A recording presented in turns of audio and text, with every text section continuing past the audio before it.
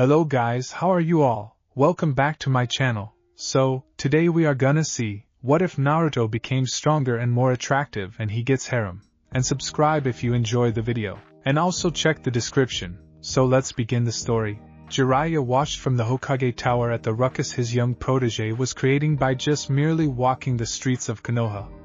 He shook his head in dismay. Naruto didn't even realize the kind of effect he was having on the opposite sex. He was the spitting image of the fourth. Only slightly better or so judging from what Jiraiya had heard through the gossip grapevine.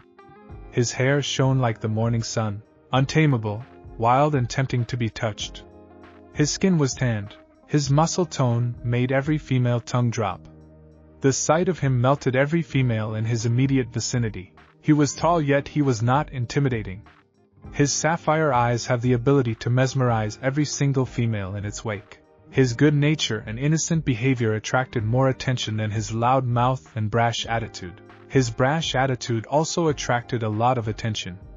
Jiraiya wished he was young again and wished he was in Naruto's place. While the older generation still harbored dislike and hatred for the young blonde, the younger ones seemed to be attracted to him simply because he was out of reach and forbidden. They found him intriguing and it seems they couldn't get enough of him.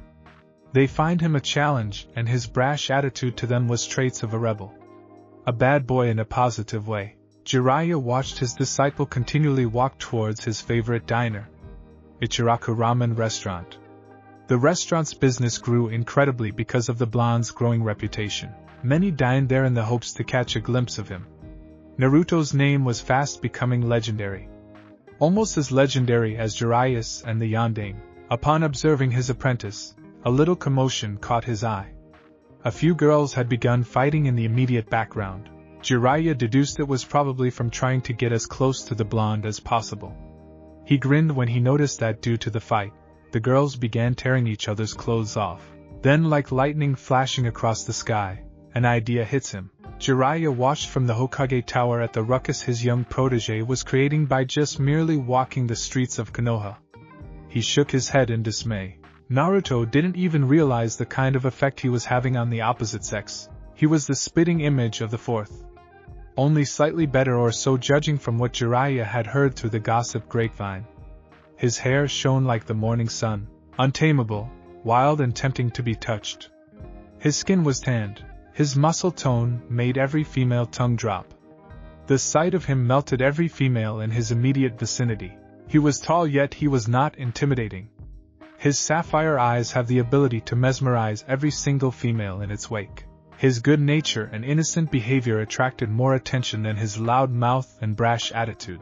His brash attitude also attracted a lot of attention. Jiraiya wished he was young again and wished he was in Naruto's place. While the older generation still harbored dislike and hatred for the young blonde, the younger ones seemed to be attracted to him simply because he was out of reach and forbidden. They found him intriguing and it seems they couldn't get enough of him. They find him a challenge, and his brash attitude to them was traits of a rebel. A bad boy in a positive way. Jiraiya watched his disciple continually walk towards his favorite diner, Ichiraku ramen restaurant. The restaurant's business grew incredibly because of the blonde's growing reputation. Many dined there in the hopes to catch a glimpse of him. Naruto's name was fast becoming legendary. Almost as legendary as Jiraiya's and the Yandere. Upon observing his apprentice, a little commotion caught his eye. A few girls had begun fighting in the immediate background. Jiraiya deduced it was probably from trying to get as close to the blonde as possible.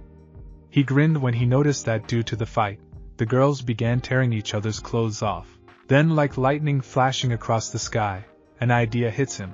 He can use this. You want me to do what? Tsunade questioned her old comrade, trying to fight the growing irritation from her voice while trying to suppress the urge to knock him out unconscious. He better have a good reason for this. You heard me, Jiraiya replied back. And what makes you think I will even allow such a thing to happen, let alone take place? Tsunade questioned as she glared at him. There has to be a catch somewhere. His idea seems to be too convenient to be genuine. Well, not only will it unite some of the ties with the other villages, it will also encourage the younger generation to join the kunoichi ranks. Think about it as a promotion, Jiraiya answered, trying to keep his gaze neutral so as not to reveal his plans. He knew there had been a massive decline of females wanting to become a shinobi. Holding such an event should at least increase recruitment, while helping him at the same time. Besides, I know for a fact that whenever such tournaments are held, there is bound to be some form of gambling involved. Jiraiya added. The word gambling should perk up Tsunade's interest. What exactly do you get in this? Tsunade replied back, thinking of the many benefits the competition was sure to bring. Though she still doubted her comrade, there was that gleam in his eyes that suggested that his interest was not entirely for the village but for himself. So there must be some sort of catch. What are you questioning my motives for? What's important is what's best for the village. Jiraiya replied back. He can already tell he had already won this argument. She hasn't rejected his proposal so far, just trying to figure out what he was up to. Tsunade remained silent, trying to work out what Jiraiya was up to. But he was right. The village's interest comes first. Besides, it would be a great opportunity to show what talents the kunoichi of Konoha has to offer. She just had to keep an eye on him. Very well. You have yourself a deal. Tsunade replied back as they shook each other's hand. Jiraiya smirked. He can't wait till everything comes to action. He had to restrain himself for now. He was already thinking of various novels he can produce out of all these. Now to spread a little rumor to get the ball rolling. Contrary to popular beliefs, men gossip more than women. They just don't want to admit it. Knowing this little fact, Jiraiya set his plans into motion. A week later, posters were posted up on bulletin boards as well as letters mailed to different countries. They were all about the same thing. Kunoichi Tournament. A test of combat skills. Within a few days, Tsunade's office was swamped by responses from different villages eager to join and watch the competition take place. Kunoichi Lounge. Midarashi Enko, Yuhi Kurenai, Shizen, Suzume, Yuzuki Yugago, and Inuzuka Hana were all seated together. Their subject at the moment was about the tournament. I think it's ridiculous having this sort of competition. Suzume replied back as she adjusted her glasses at the bridge of her nose to keep it from sliding off. The rest of the women nodded their heads in agreement. All except for Enko. I don't think so. I think it's great. Think about it. Being able to fight to the best of your abilities against one another. Enko replied back enthusiastically. That's easy for you to say, Enko, since you thrive in action.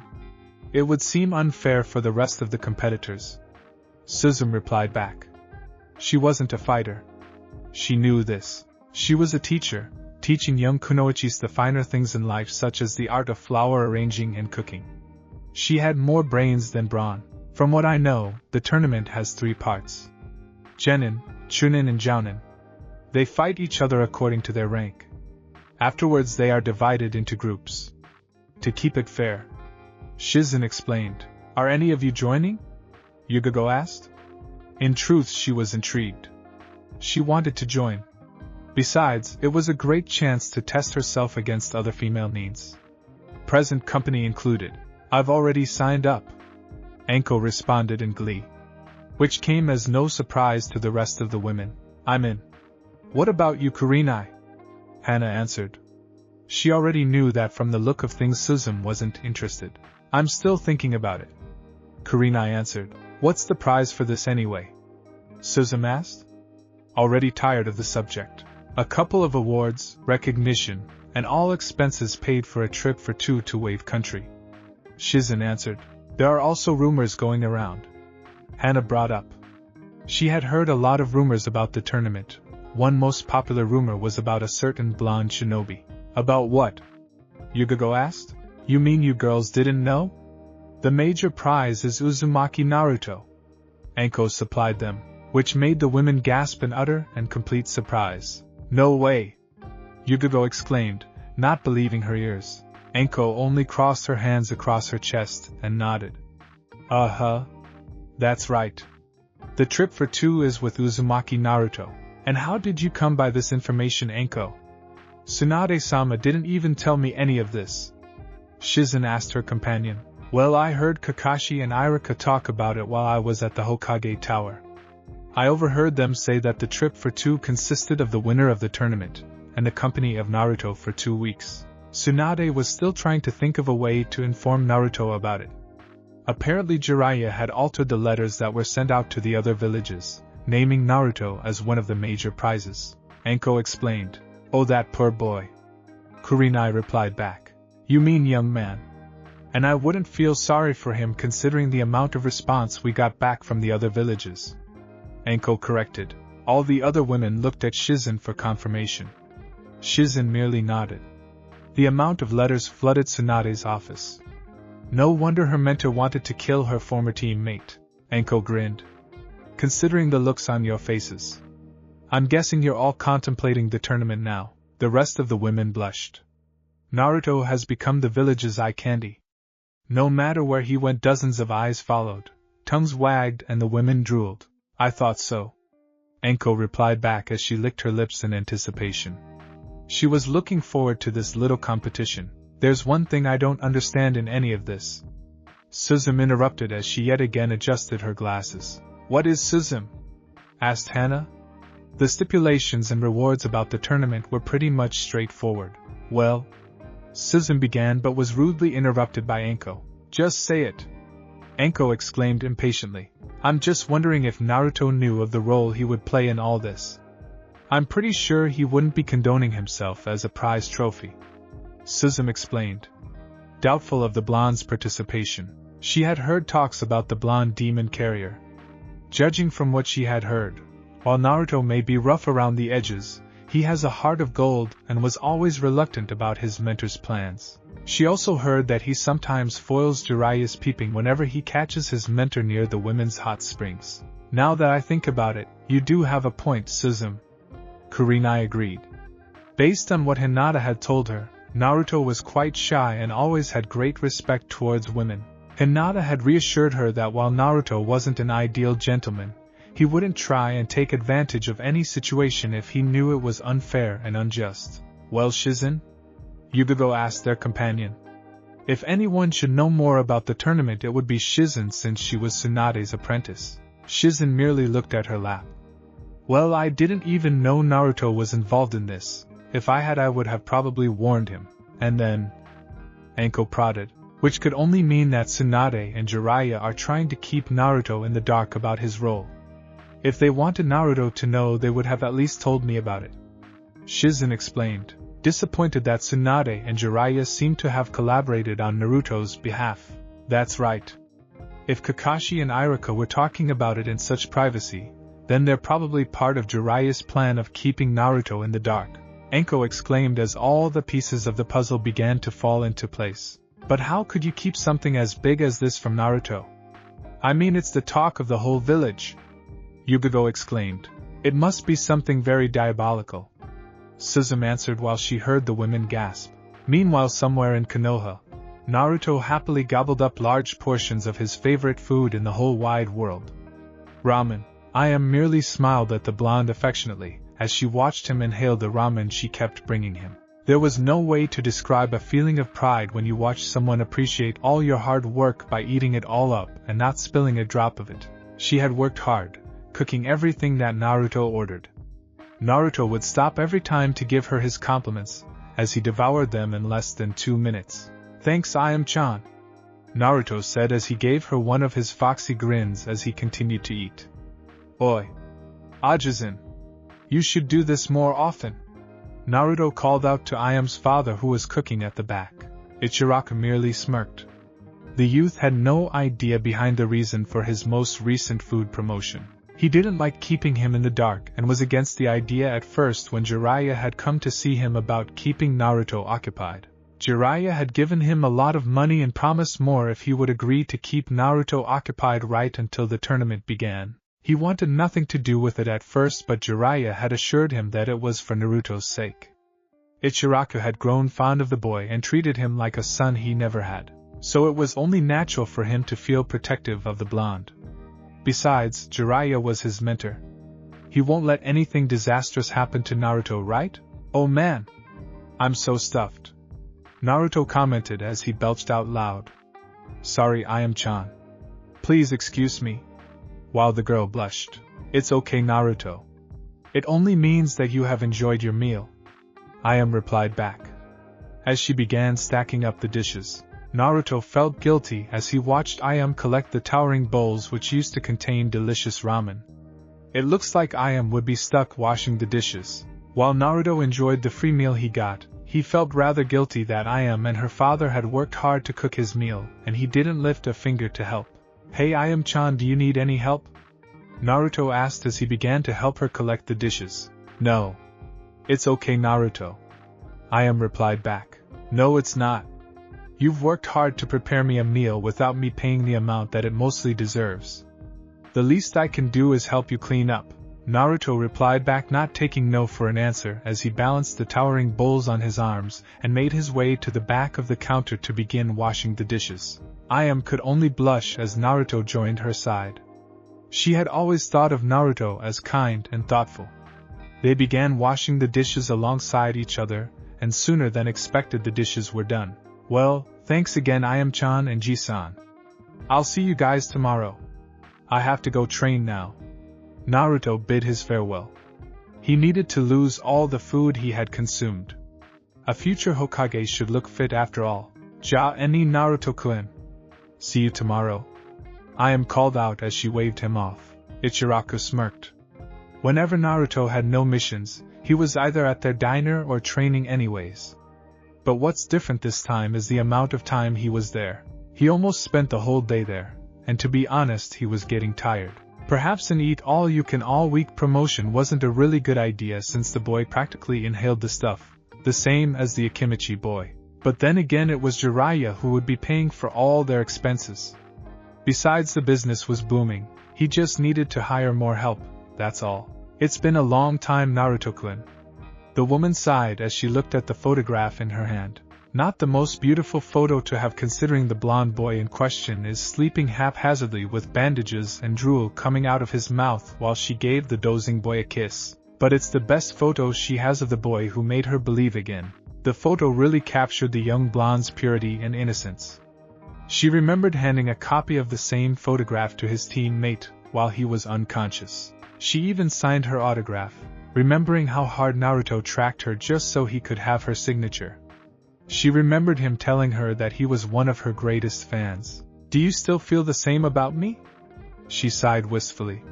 5 years have passed now. She tried to keep contact with him by sending him letters from time to time, and she always got a reply which brought enormous joy to her. But as the weeks and months passed by, with his various missions and her being swamped with her own responsibilities, the letters began to lessen. Until they barely kept contact at all. She supposes it was her fault for not trying hard enough.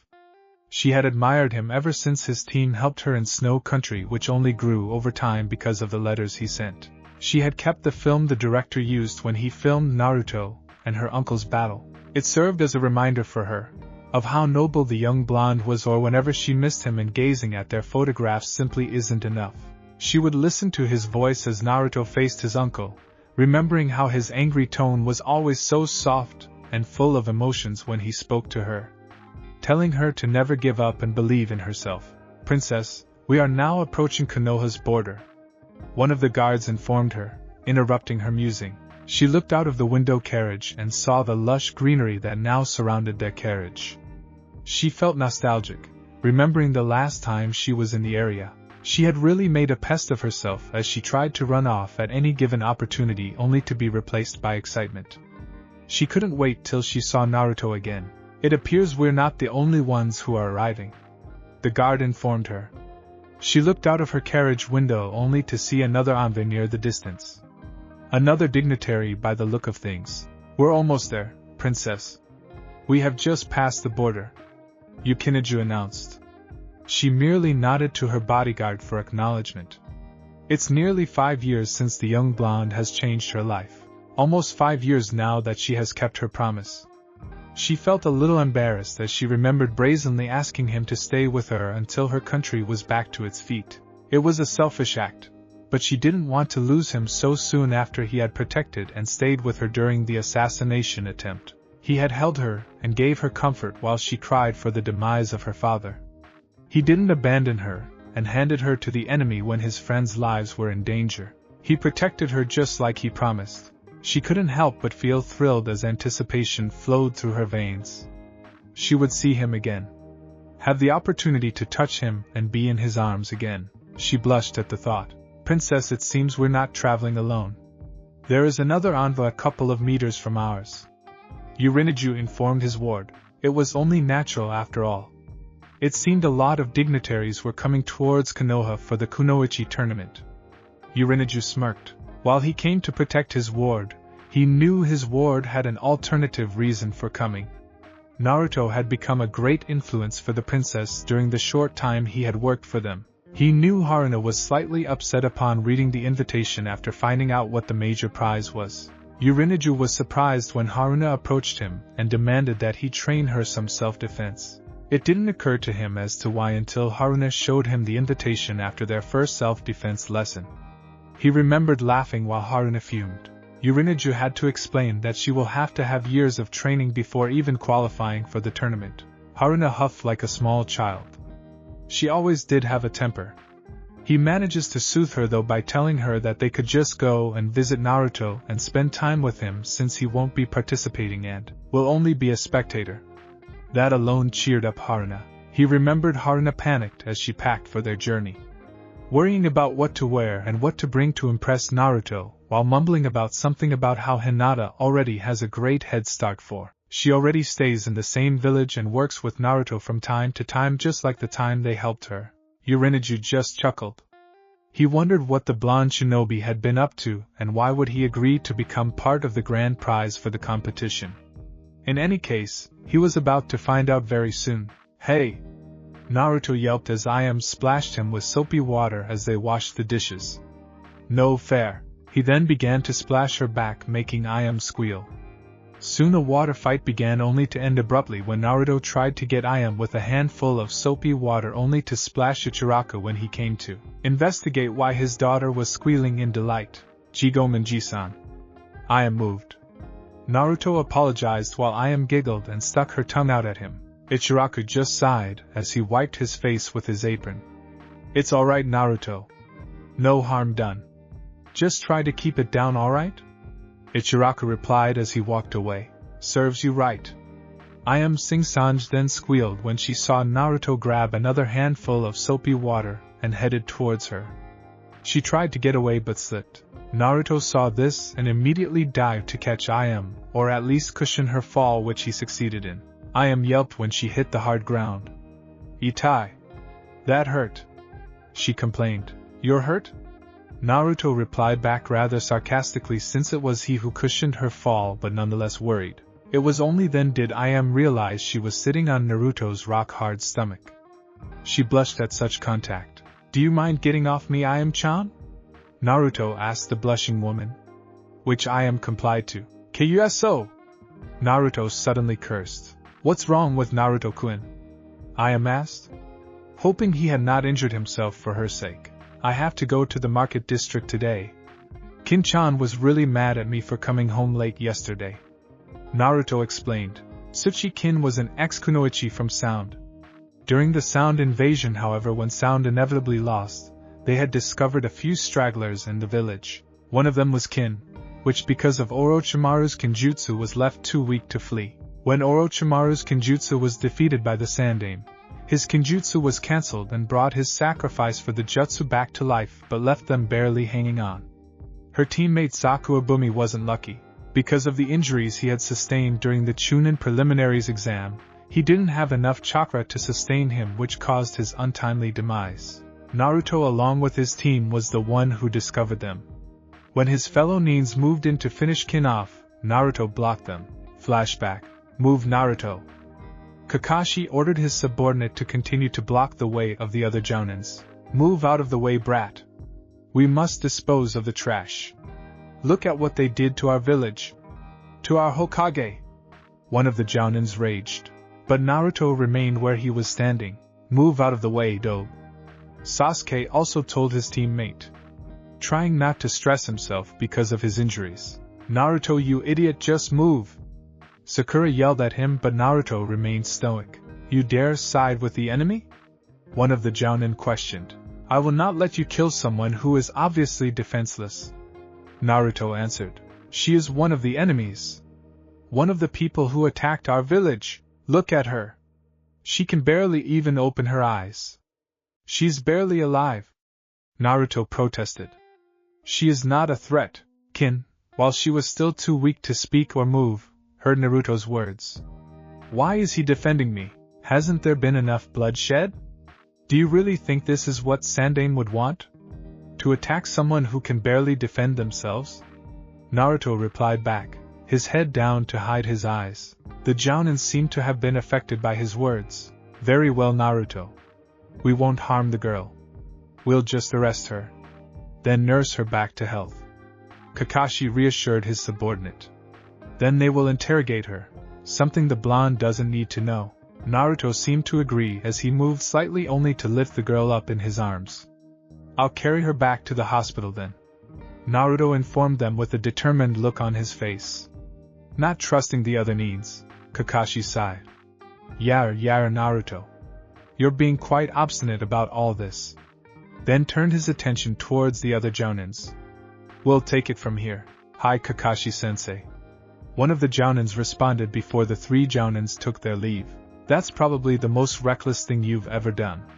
Sasuke replied back but was really impressed of his teammate's spirit. Naruto merely smiled and ignored Sasuke's jibe. He looked at the girl in his arms, glad that she was still breathing. We'll escort you to the hospital. Kakashi informed Naruto as their team headed back to Konoha Hospital. End flashback. When Kin was nursed back to health and was interrogated for information, Marino Ibiki found out that the girl was used by Orochimaru to summon the first and second Hokage by using Kin and Zaku as a sacrifice for his Kuchiyos.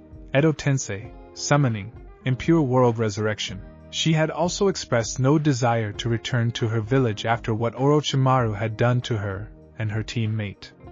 It was decided that she be placed under diplomatic immunity. She will stay in Konoha under supervision by another citizen as a refugee. Naruto has volunteered to watch her, and even allowed her to live with him. At first, they were at each other's throats since Kin didn't trust him, but in time they had managed to live together peacefully. Kin had enrolled to become a Leaf Nin and became good friends with Hinata and Tenten and the rest of Naruto's friends. Naruto was interrupted from his thoughts when I.M. asked him a question. She's not upset with you, is she? I.M. asked. Naruto just gave her a sheepish grin. Since discovering that Ichiraku had an all-you-can-eat promotion going for a week, he had not been eating any of Kin's cooking, which really displeased her. He was meant to go to the market today to buy some groceries but got sidetracked again when he caught a whiff of the delicious scent of ramen being cooked and immediately turned around to eat a few bowls of ramen before going shopping. That was 2 hours ago. Not if I don't hurry. Naruto replied back. Sorry about the mess, I.M.-chan. It's alright, Naruto-kun. You better hurry. I.M. replied back. Naruto then dashed off towards Konoha's market district. Where the hell is he? He should have been here by now. Kin said to no one but herself. Naruto should have been back by now. I bet he stopped by Ichiraku's again. Kin plopped down on the couch. She had grown fond of the blonde over the years they had lived together. She can actually afford a place for herself but was adamant to do so since she had gotten way too attached to him. She never did have the courage to tell him about this since he was still stuck chasing Sakura around like a love-sick little puppy. Something that always grated her nerves. While she had gotten along with all of Naruto's friends, she couldn't stomach Sakura's spoiled attitude. The way she treated Naruto like a little lapdog really got under her skin. She kept leading Naruto on, not to mention Rock Lee as well, while pinning away for that traitor Sasuke. She got the two guys eating at the palm of her hand. She then headed towards her room. It used to be Naruto's room, but since she moved in, Naruto moved next to the smaller room next to hers that used to be his storage room. She had appreciated Naruto's generosity. He even helped her decorate the room to her liking. She approached her bedside table and opened the top drawer. She took out a piece of paper. She reread its contents. It was about the Kunoichi tournament. She had signed up without Naruto's knowledge, wanting to win the tournament so that she can spend the grand prize with Naruto and finally confess her feelings for him. Then another thought entered her mind. There is a possibility that Haruno Sakura could be her opponent, which brought a smile on her lips. She jumped when she heard the phone ring. Moshi Moshi? Kin greeted as she picked up the phone. Kin? Asked the other voice on the line. Ten-chan. What's up? Kin replied back, recognizing Tenten's voice. Nothing much, just bored. Hey, have you signed up for the tournament yet? Tenten asked. Yeah, I have. Have you? Yeah. Tenten enthusiastically replied. I heard almost every kunoichi signed up. Aren't you excited? Thus the two ladies began to discuss in great length who they thought would be in the tournament, and what were their chances of winning, somewhere in Konoha streets. Phew. This seems to be the last item on the list. Naruto replied back as he carried an armful of groceries. Only to be interrupted by a summoning bird. Great. This is just great. Now I have to go to see Bachan. Naruto sighed. Kin won't be happy about this. He then began to make his way towards the Hokage Tower. At the Hokage Tower, Tsunade sat behind her desk. In front of her were two of the other country's representatives seated. Behind them were their respective bodyguards. Both representatives were women and were subtly filling the room with tension as temperature dropped. They had been discussing their accommodation and the services that will be provided during their stay while at Konoha when both women asked about Naruto. Almost immediately both women looked at each other with suspicion, which made Tsunade's eyebrow raise. Well, this is quite interesting, Tsunade thought as she watched the two women. Just then she heard a loud ruckus by her office door, followed closely by Naruto barging in. This better be good, Bachan. Make it quick, I need to go home and put all my groceries away. Naruto whined while still holding an armful of groceries. He had kicked open her door, seeing as he had his hands full. Tsunade's eyes began to tick at the blatant disregard Naruto was showing in front of her and the other dignitaries. She noticed the two women's moods seemed to have brightened due to his arrival through her peripheral vision. Naruto seemed to also have noticed that there were in fact other people in the room and immediately felt sheepish for his behavior. Sorry, Bachan, didn't know you had guests. Tsunade seemed to have relaxed because of his honest apology. That's alright, Naruto. Kotetsu.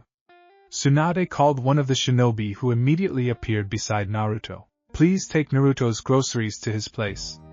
I need to discuss some matters with him. Kotetsu immediately complied, taking the grocery out of Naruto's arms. Thanks, man, Naruto said to the other nin. No problem, Naruto. Kotetsu replied back before disappearing. Naruto. Both female voices piped up in unison, drawing Naruto's attention to Tsunade's guests. Both females in question glared at each other. Yukiheim? Harunoheim? Naruto said before his eyes settled on Haruna's bodyguard. And Yukinaju-san? What are you guys doing here? He replied back with surprised glee. He had not seen them for years. 5 to 6 years in fact. Yurinaju smiled. We're here for the kunoichi tournament. Tournament? Naruto asked in confusion. As everyone in the room's sweat dropped. So that's the buzz I kept hearing about, Naruto said out loud. He only heard bits and pieces of the talk and had seen some of the posters around but paid no attention to it. How could he, when Kakashi kept sending him on errands and the time he spent helping out at Ichiraku's? He had little time to notice what was happening in the village. Besides, it doesn't really concern him as far as he's concerned. Yes, Naruto. They came here to watch the tournament, Tsunade replied back. She still needed to speak to him about Jiraiya tampering with the invitations outside the village. She hasn't thought of an idea how to break it to the blonde without suffering the migraine-causing consequences. She really didn't want him ranting at her when it wasn't even her fault. That's great, Naruto exclaimed. He had not seen the women before him for so long. It was great to see them again. It's so great to see you both again. Both women brightened as Naruto gave them his usual foxy grin, making him look handsome and radiant like the Greek Adonis. Naruto, since it's been a while, do you mind showing me where the Imperial Leaf Hotel is? Yuki asked him, making Haruna fume. She was about to ask him the same question, but it seemed the other woman had beaten her to it. Since we are also staying at the Imperial Leaf Hotel, perhaps we can all go together?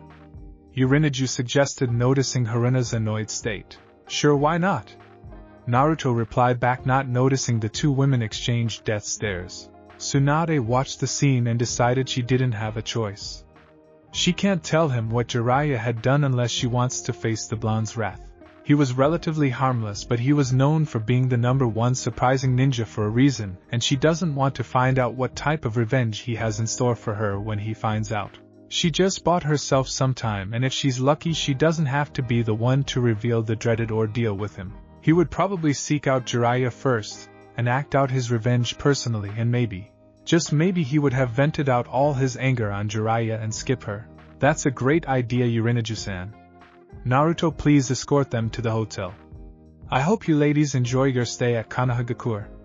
Tsunade replied as she dismissed them. Naruto walked in between the two princesses, unaware of the growing tension between them. Yurinaju's sweat dropped at the tension, and was amazed how the blonde could act so oblivious about the two females. How is Snow Country, Yukiheim? Did you get the machine to work again? Naruto asked Yuki. It's repaired, Naruto, but it takes a lot of getting used to. My people had always been used to snow, so everyone has to adjust with the changes.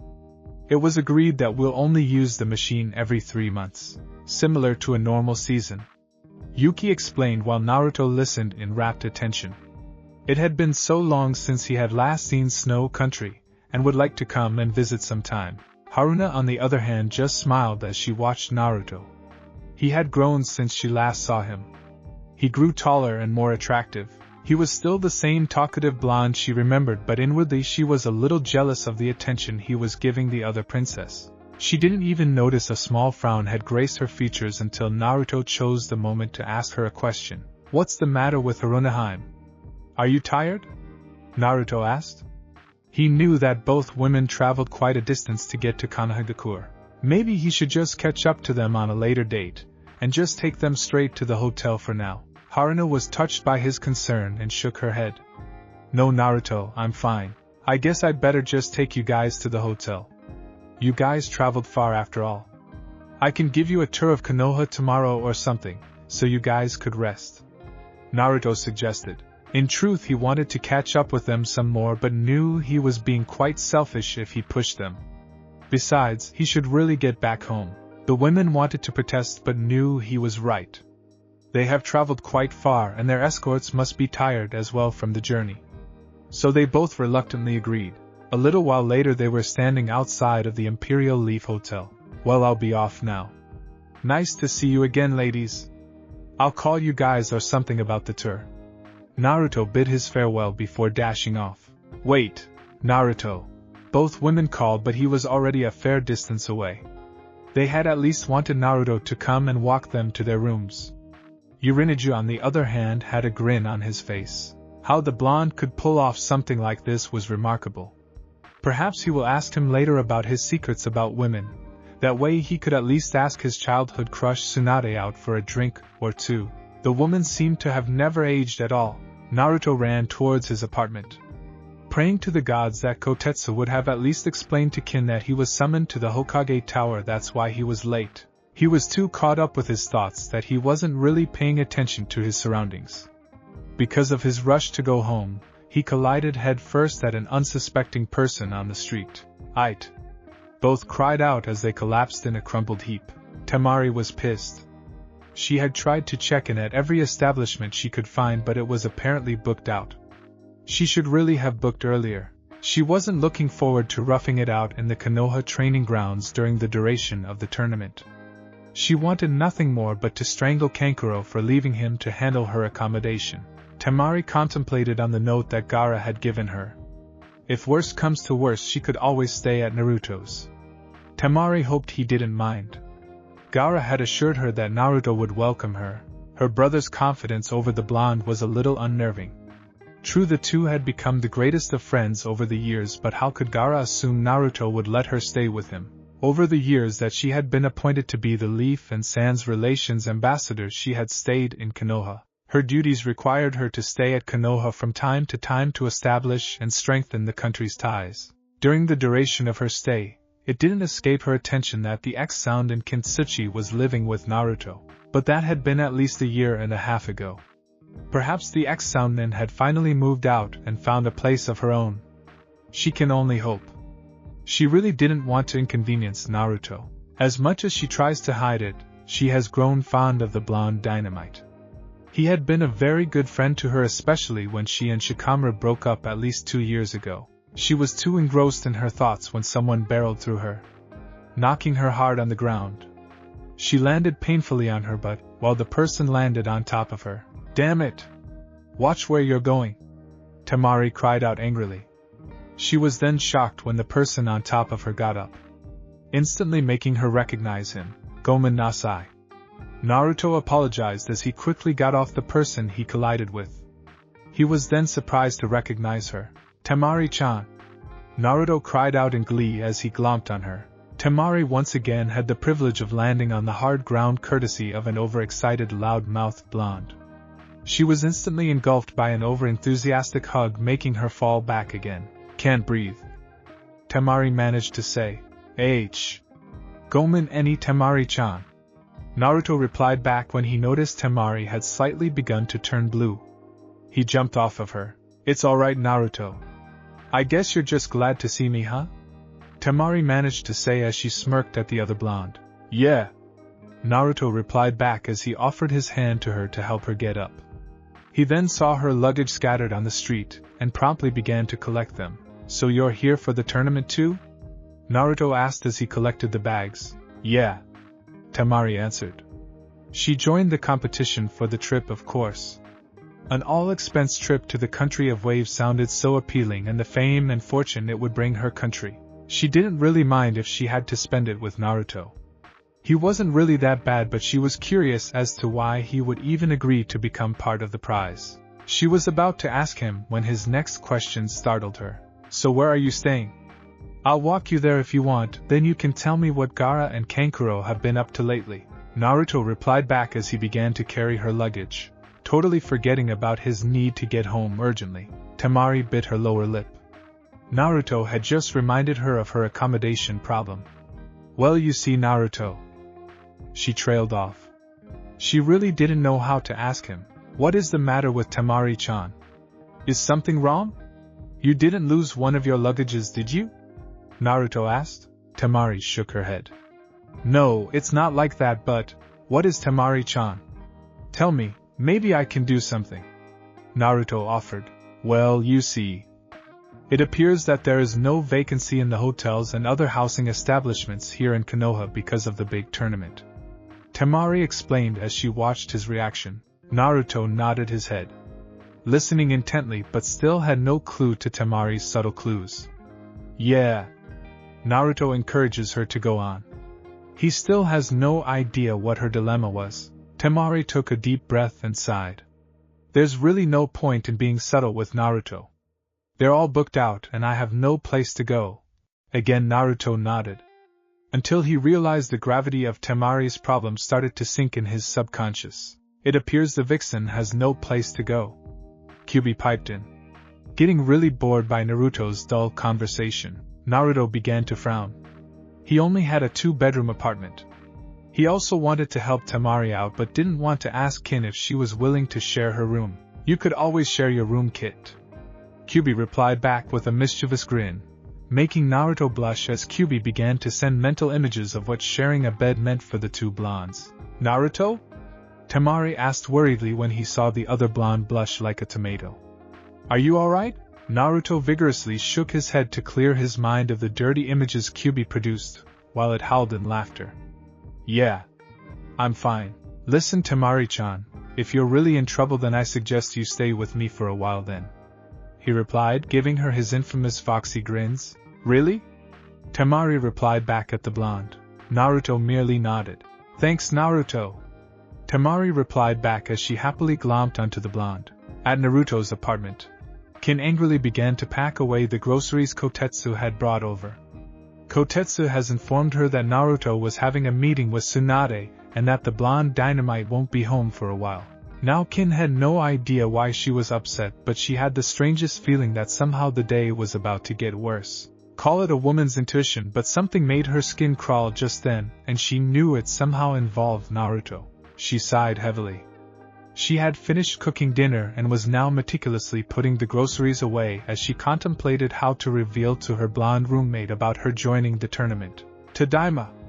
Naruto announced loudly, elevating Kin's mood slightly. "That is, until she saw the luggages Naruto carried and the other female nin standing behind him. While Kin was long used to Naruto's outbursts, he had never really brought anyone home, let alone another attractive female. "Hey Kin-chan! You'll never guess who I bumped into on my way home." Naruto grinned, unaware that the two females were now giving each other a once-over. Temari was surprised that Tsuchi-kin was still residing with Naruto. She was sure the other kunoichi would have at least moved out, and had a place of her own by now. Kin had actually changed. She still sported her long dark ebony hair, but it was shorter, and was cut up to her waist, which is more practical.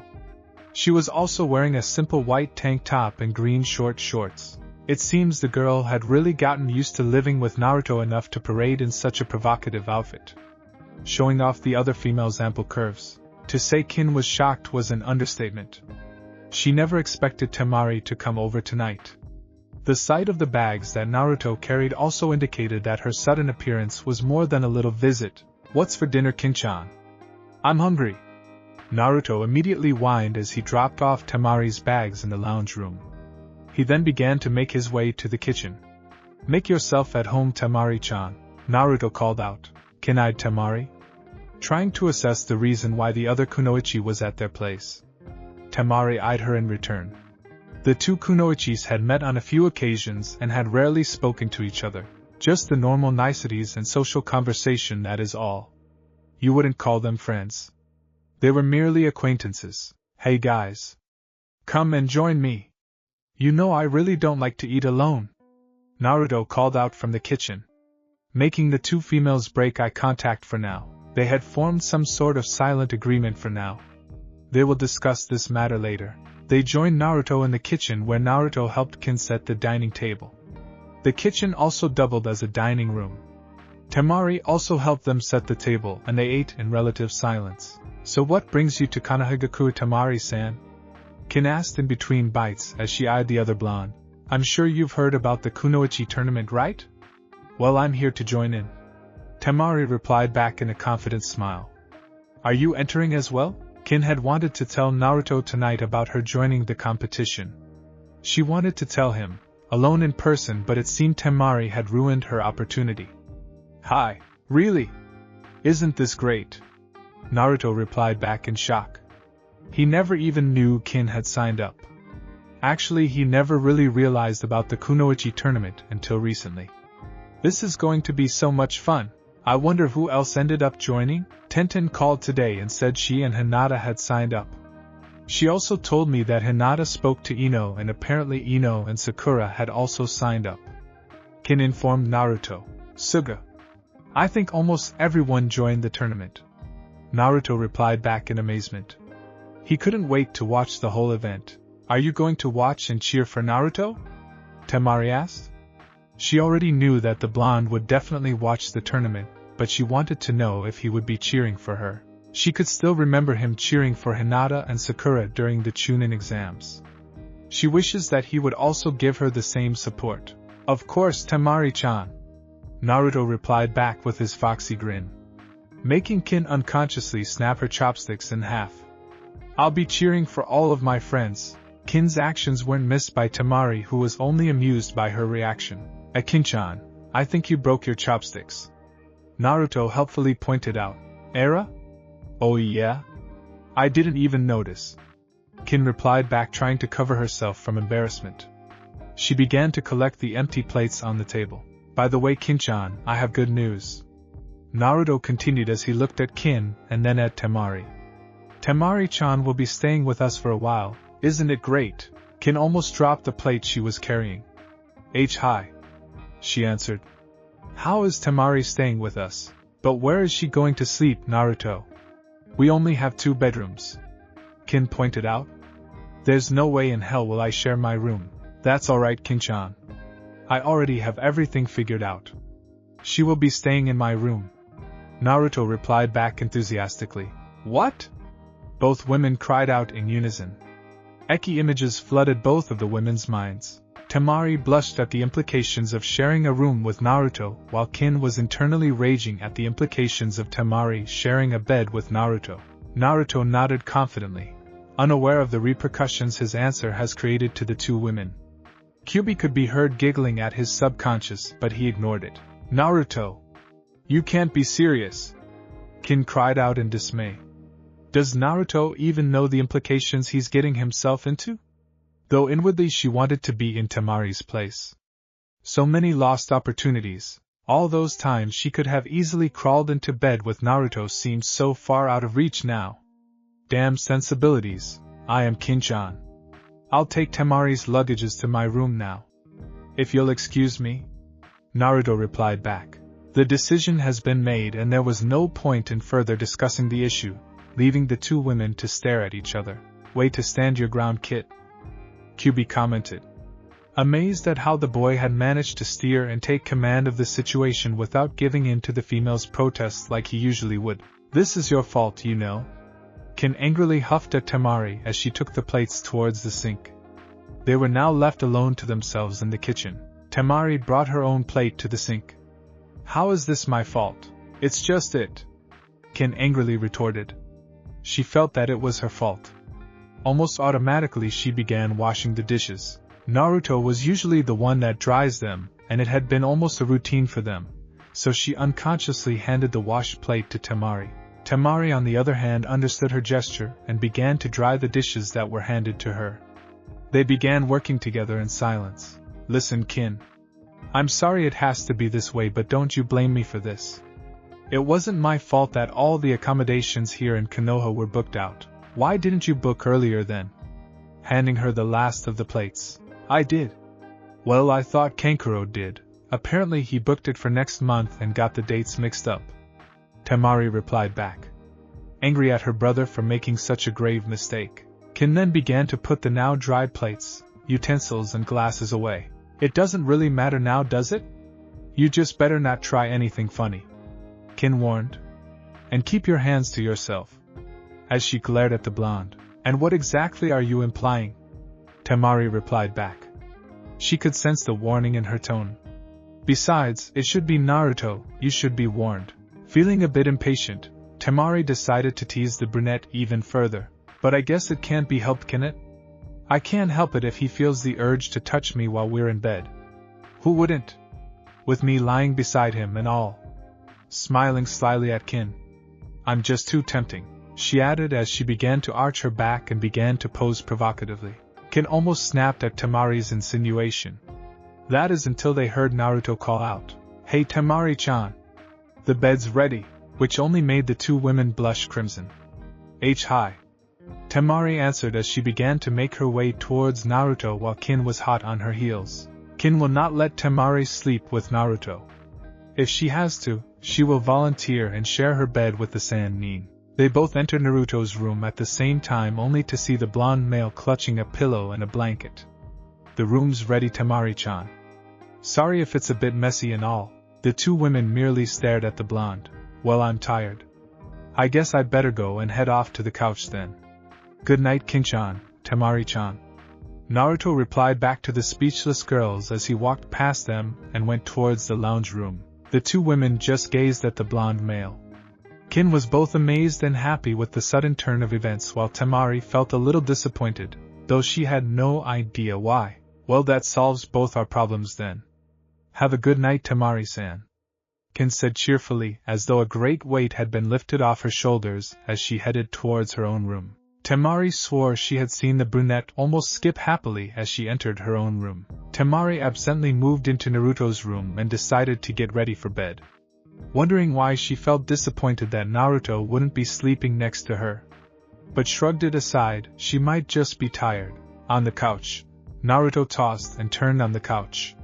He was trying to get comfortable, but it was in vain. It didn't help matters when Kyubi often suggested that he should ask one of the women to share the bed with him since he was supposed to be the master of the apartment.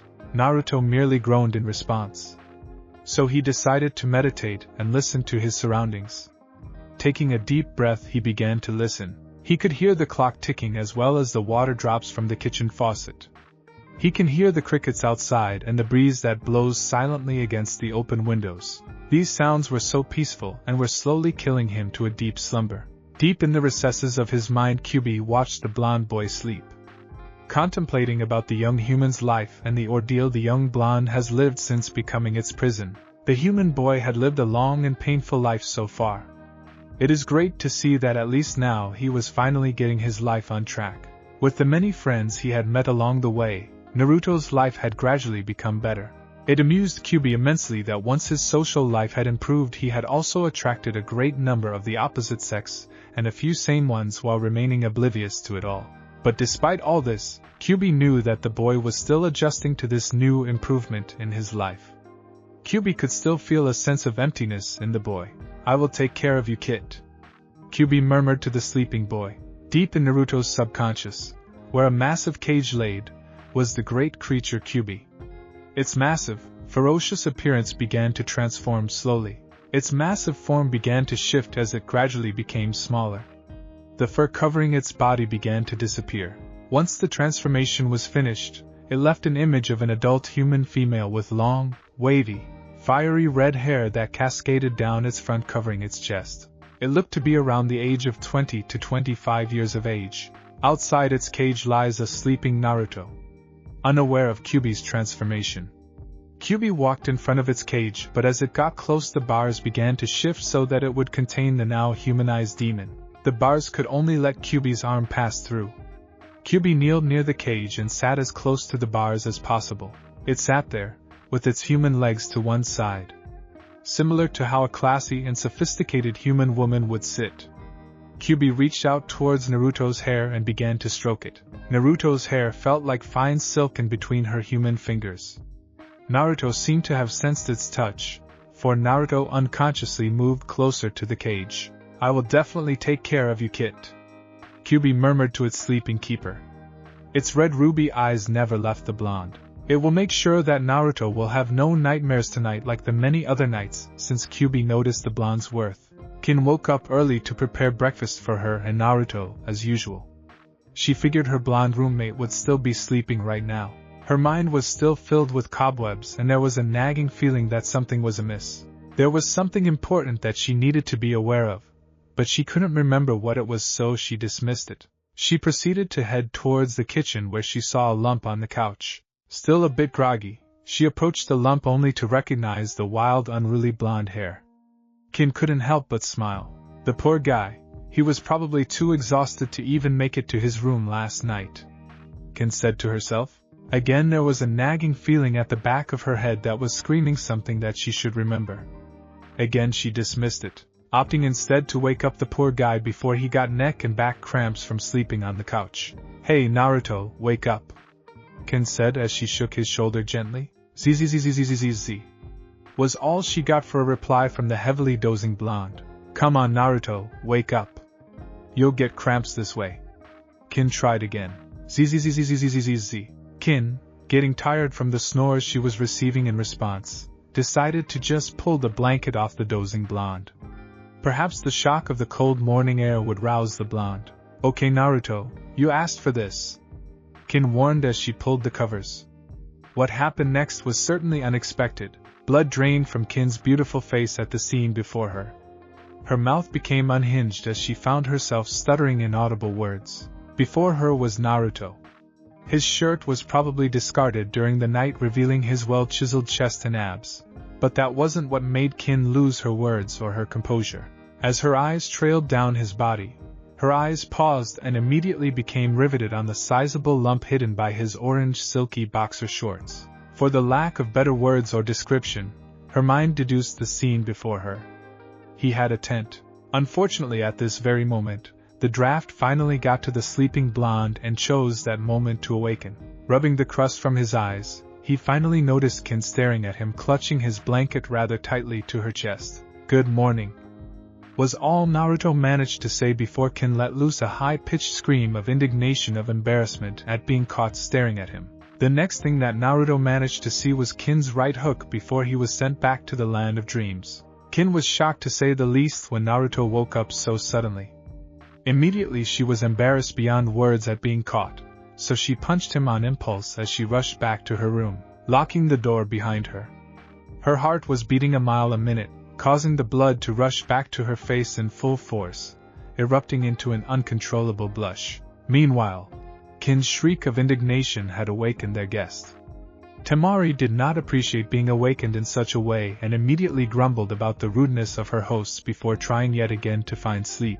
But even with her head buried against the pillows, she couldn't block out the sun rays already peeking through the curtains, or the morning birds chirping merrily outside.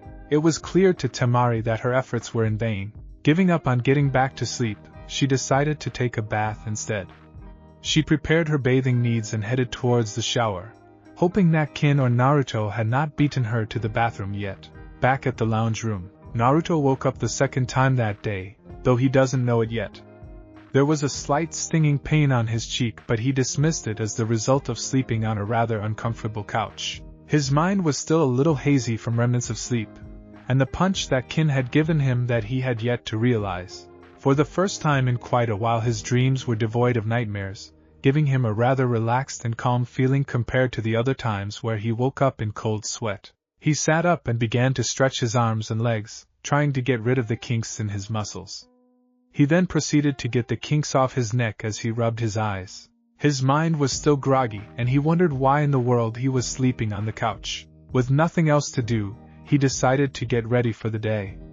He went to his room and began to prepare his bathing needs. Meanwhile, Kin had finally gotten her composure back and hoped that Naruto would forgive her for her rather violent outburst. She was still blushing remembering Naruto's slumbering form, but willed herself to relax and put the image at the back of her mind for now and fix Naruto and herself some breakfast. As she walked past the lounge room, she noticed that Naruto was no longer on the couch, which made her sigh in relief.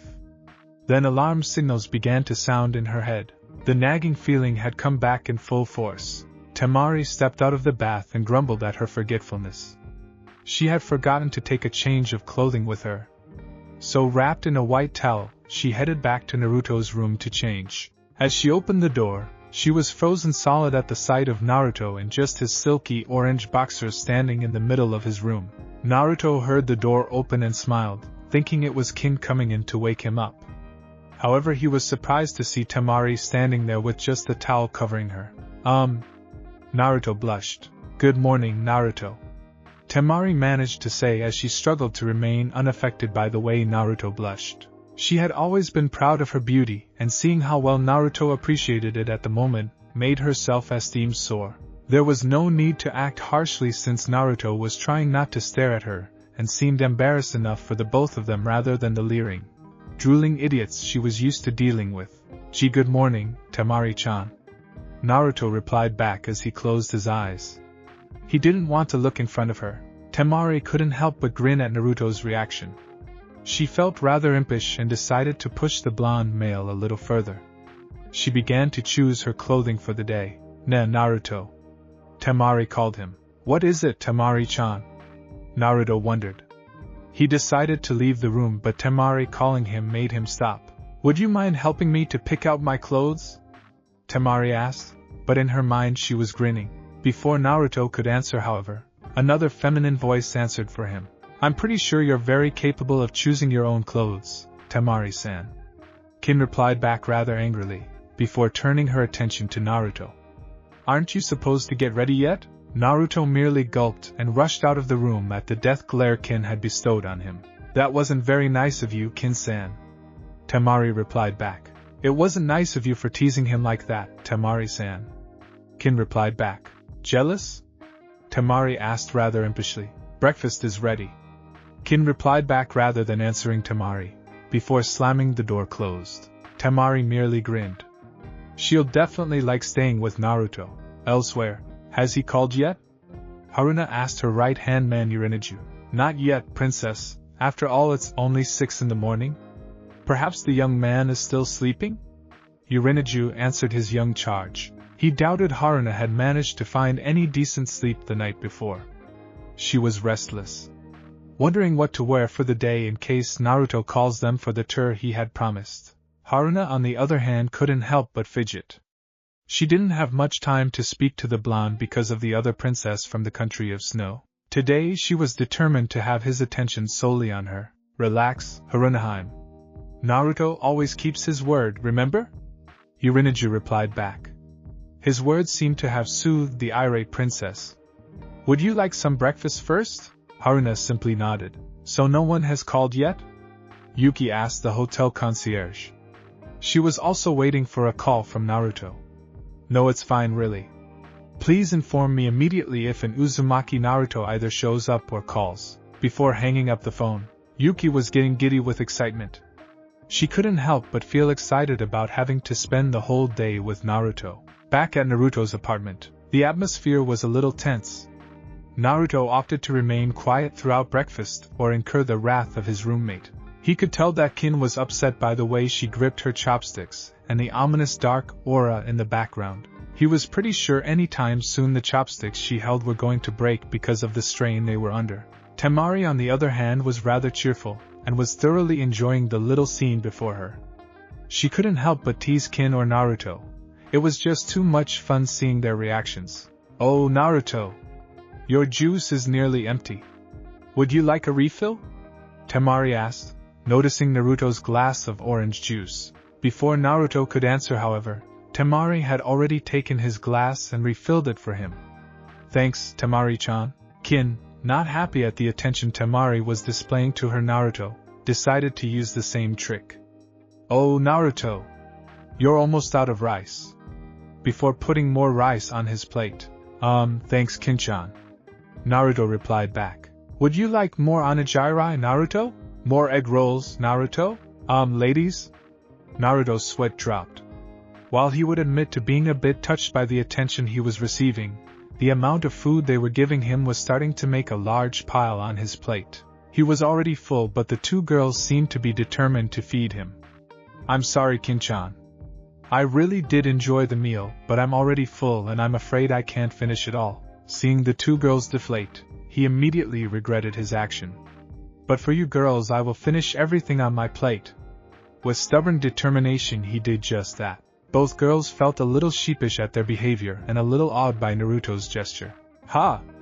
Naruto cried out in triumph as he set his chopstick down, his gut visibly protruding. That was a really good breakfast, Kin-chan. I'll be off to train now. Before making a hasty exit. He's going to be sick, isn't he? Temari replied back as she watched Naruto depart. Yeah, poor guy. Kin replied back. Both girls stared at each other, both looking sorry for what they did. Somewhere in the outskirts of Konoha, Naruto tried his best to keep the contents of his stomach down. He didn't want to upset either of the girls, so against his better judgment and his stomach, he finished the pile of food on his plate. He could easily ask Kyubi to heal his stomach ache, but he didn't want to rely on the demon's powers too much. If he was going to be the greatest Hokage ever, he would have to rely on his own strength and power, not the Kyubi's. Naruto-kun? Hinata hesitantly called out to him. Finally, after years of training and making herself stronger for him, she had been able to overcome her stuttering. She was still painfully shy around him though, but at least she lost the stuttering part. Good morning, Hinata-chan. Naruto greeted her but winced when his stomach began to churn unpleasantly. Almost immediately Hinata was by his side. Her concern for him overrides her shyness. What's wrong, Naruto-kun? I seem to have some stomach pains, Hinata-chan. Naruto tried to grin. Ate too much at breakfast. Hinata couldn't help but smile at his answer. It was just typical Naruto-kun for her. Would you like to come with me towards the Hyuga Manor? I'm pretty sure I have something that would help you, she replied back as she shyly looked down at her feet, blushing radiantly. She didn't know where she found the courage to ask Naruto such a bold invitation, but her concern for his well-being was keeping her from fainting, especially at the way he looked at her. Thanks, Hinata-chan, you're the best. Naruto replied back, trying his best to give Hinata his biggest smile of appreciation. She was such a great girl, a nice but weird kind of girl, but nonetheless nicer than some of the girls that treated him harshly over the years. Hinata couldn't help but blush at his compliment. You're welcome, Naruto-kun. Now if you'll just follow me. At the Hyuga compound, Hinata used the back way towards the main building where she and the main branch family lived. It just wouldn't do if the elders saw her with a boy. They might get the wrong idea, but for some unknown reason they held animosity towards her dear sweet Naruto-kun. She was thankful that the people at the estate were too busy to notice her or Naruto's presence. She also thanked the fact that Naruto no longer wears his bright and loud orange clothing, only black clothing with a minimal red or orange strip in it. She led Naruto towards the private kitchen area where she instructed Naruto to sit and wait while she prepared tea to soothe his aching stomach. "Thanks, Hinata-chan. You didn't have to go through all this trouble for me." "It's no trouble at all, Naruto-kun." Hinata blushed. Naruto began to make idle chit-chat as they waited for the water to heat up. "I heard from Kin-chan that you're joining the kunoichi tournament." "That is right, Naruto-kun." "Wow. That's great, Hinata-chan. I'll be cheering for you." Hinata once again blushed at the attention her Naruto-kun was giving her. "I'll do my best, Naruto-kun." She had every intention of winning. The prize would enable her to bring Naruto to Wave Country where she can confess her feelings for him. Truly, after spending 2 romantic weeks away from Konoha with just the 2 of them would give her enough courage to confess to him. But thinking of the other competitors slightly dampened her resolve. What if they're stronger than her? What if she failed? How will she be able to confess to her dear Naruto-kun? And if Naruto was watching and cheering for her and she lost and let him down, what then? Naruto suddenly held both of her hands in his as he looked into her eyes. "I know you will, Hinata-chan. I know you always do your best," he said when he saw her begin to lose her spirit, probably thinking about the other competitors and doubting her abilities once again. For the life of Naruto, he couldn't understand why Hinata always doubts herself. She was one of the most kick kunoichis he knew, and yet she was always so adamant and hesitant about her abilities. It was probably due to the many times people always underestimate her, like Neji before. Naruto knew that she could accomplish great things if only she believed in herself more. Hinata nearly fainted but resisted the urge to do so. Naruto was noticing her. He was holding her hands, his intense blue eyes boring into her pale lavender hue ones. She was on the verge of swooning when they were interrupted. "Hinata-nichan?" Hanabi walked in the kitchen and was shocked to find the infamous Uzumaki Naruto holding her older sister's hand in a manner, given the fact that they were also alone in the kitchen unsupervised. "Hanabi-chan?" Hinata replied back. Naruto immediately let go of her hands, an act which brought disappointment to her. Hi there?" Naruto greeted the girl. He has a nagging feeling he's seen her or met her before but couldn't really pinpoint where and when. Hanabi merely raised one delicately shaped eyebrow. She never knew her older sister had in her to bring a boy to the compound, and Uzumaki Naruto no less. She noticed her sibling's visible blush and put 2 and 2 together, finally solving the puzzle she had been trying to figure out for months. She knew her older sister's dedication wasn't for herself but for someone special. Her cousin Neji had informed her that Hinata's change was not only for herself but to prove herself worthy in the eyes of the object of her affection. When at one sparring match, her sister managed to defeat her not once but 5 times, revealing her own set of jutsus, and one impenetrable defense called Shugohaku Rokujian Sho, protection of the 8 trigrams 64 palms, a combination of their clan's Hakusho Dai Kaiten, 8 trigram palms Heavenly Spin, and the Hack Rokujian Sho, 8 trigrams 64 palms. For months since Niji's revelation, Hanabi strived to figure out who had captured her naive older sister's heart, but her efforts were in vain. It was hard to decipher what type of guy had captured her sister's attention when she was such a shy creature. Hanabi should have known that her quiet-willed sister would be attracted to the untamed and chaotic force that was Uzumaki Naruto. Hanabi couldn't fault her sister's choice. She herself, along with her best friend Moegi, has grown quite fond of the blonde. Hearing his great feats from the elders and the other shinobi in the village had sparked interest in her behalf, not to mention that the blonde was absolutely gorgeous up close and also helped her fascination grow. Hanabi smiled widely, which didn't happen very often. "I didn't know you had a guest luncheon. I hope I didn't interrupt anything," Hanabi replied in her sweetest voice. "Would you like to introduce him?" Hinata frowned. She didn't like how her normally outspoken younger sister was overly sweet. "Naruto-kun, I'd like you to meet my younger sister, Hyuga Hanabi." "Pleased to meet you, Hanabi-chan." Naruto greeted me. Was it just Hinata, or did she just see her younger sister blush? "What brings you here in our humble abode, Naruto-san?" Hanabi asked, totally ignoring her older sister's presence and trying to keep Naruto's attention to herself. "Humble?" Naruto mouthed. The Hyuga compound was huge. His apartment was probably equivalent to their closet, so Hanabi's statement was a complete understatement in his opinion, but he didn't want to be rude. She was probably downplaying the vast compound to make him feel comfortable about the grandeur of his surroundings. Your sister was kind enough to bring me here to have some tea to cure my stomach ache, giving Hinata a foxy grin that turned Hinata's brain into mush. Really? Perhaps I can offer you my services as well. While tea may ease your stomach cramps, I can give you some medication from our infirmary. Hanabi offered. Really? You'd do that for me, Hanabi-chan? Naruto smiled back.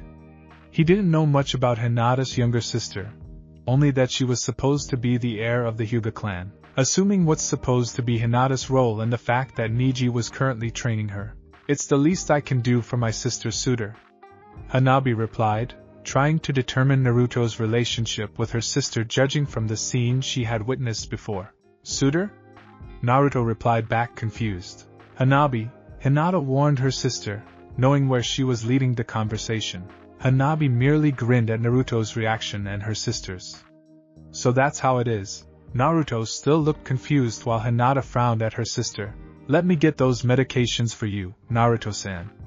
Hanabi excused herself, still grinning. Thanks Hanabi-chan, and please just call me Naruto. No need to be formal and stuff. Naruto replied back while giving her a foxy grin in return. Hanabi blushed before she left the room, leaving Hinata and Naruto alone. Hinata continued to frown at her sisters retreating back. Sweet girl. Naruto commented, which only made Hinata's frown even deeper. I think the tea is ready. Hinata announced as she began to prepare the tea for Naruto, trying to wipe the frown off her features. Hinata, what's wrong? Naruto asked as he watched Hinata's mood begin to dampen once again. Naruto's concern for her well-being seemed to lift up her spirits though. He was always so caring and thoughtful to the people around him despite his crude mannerisms. He was genuinely a good-hearted person and that was always something that attracted her to him. She shook her head to shake off his concerns and gave him a small smile. I'm fine, Naruto-kun. You know I'm always here for you if you want to talk and stuff, right? Naruto reassured her, which only made her heart swell. I know, Naruto-kun. She replied back as she served him the tea. For a while they sat there in amicable silence, mostly talking about non-important stuff until Hanabi returned with the medication she promised.